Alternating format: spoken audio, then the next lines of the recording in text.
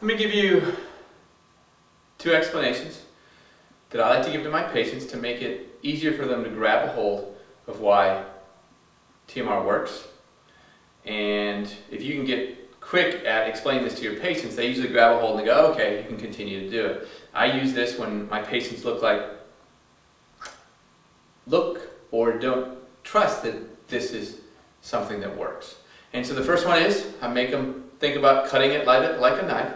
So I say this, all healing occurs the same way, by bringing together, all right? Bringing together tissue, even emotional healing, you can say bringing together, if it's a relationship, bringing together two people will make it help heal better. But basically what I'm talking about is a indirect approach. So when you cut yourself with a knife, the natural position of healing is shortened over the cut. So we shorten over the cut and we lengthen on this side. And that's what we're doing, appears to be doing, for what we're doing here with total motion release. So if I can't lift up my right side, I know enough about tender points because I was a strain counter strainer, is that I'm going to find a tender point, perhaps located here on the rib cage, that is actually, when released, will free this whole entire arm up.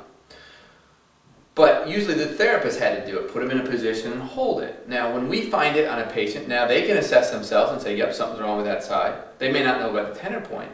But watch what happens. Here's that tender point. When I lift up this side, this lifts, thereby compressing this side, doing the exact same thing as the knife cut.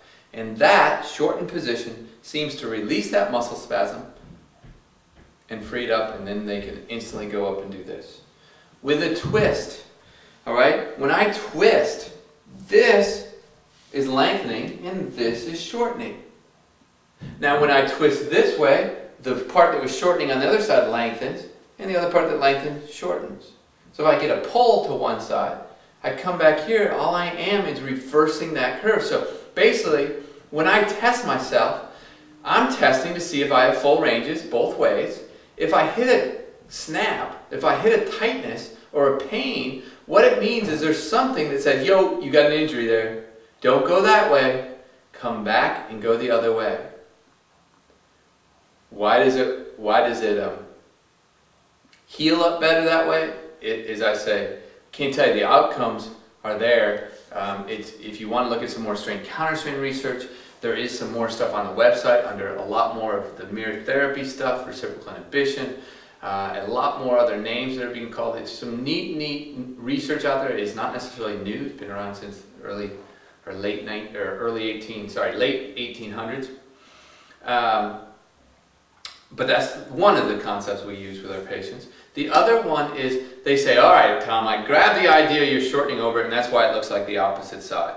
But Tom, how now did you get the right shoulder fixed with your left hip?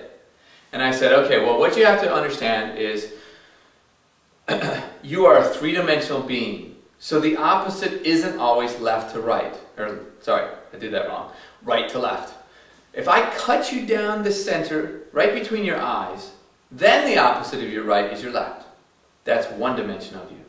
Your second dimension, or another dimension, is if I cut you at the belly button, the opposite of the right shoulder is the right hip. And if I cut you diagonally, the third dimension, there's actually two diagonal cuts. I could cut you this way, or I could cut you this way. All right? So if I cut you this way, the opposite of the right shoulder is the left hip. And so maybe what we need to bring together is these two things, because this actually pulls them apart in some way. And that's all we're kind of doing. And patients relate to that and they go, oh, okay. And that's what we're trying to do, is get them unstuck from their thought process of, I've got to be here, I've got to be treating this because this is the one that hurts. And don't forget about the experiments. The experiments actually also show you to come to their own conclusions on why we do this. Thank you.